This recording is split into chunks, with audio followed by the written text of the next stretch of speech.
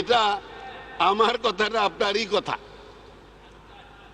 সুতরাং বাংলাদেশে বিনিয়োগ এসেছে কোথায় কোথায় আপনি জানতে চান তাও বলে দিতে পারি। বাংলাদেশের সবচেয়ে বেশি বিদেশি বিনিয়োগ এসেছে টেলিযোগাযোগ ও পোশাক খাতে। এরপর রয়েছে ব্যাংক, জ্বালানি ও কৃষিখাত। আলোচ্য সময়ে টেলিযোগাযোগে 37,39,00,000।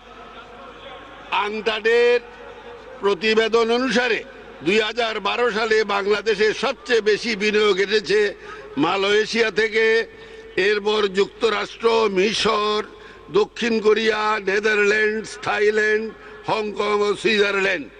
বিশ্বে সর্বোচ্চ বিদেশি বিনিয়োগ আকৃষ্টকারী দেশ চীন, দ্বিতীয় অবস্থানে রয়েছে ভারত, তৃতীয় বাংলাদেশ।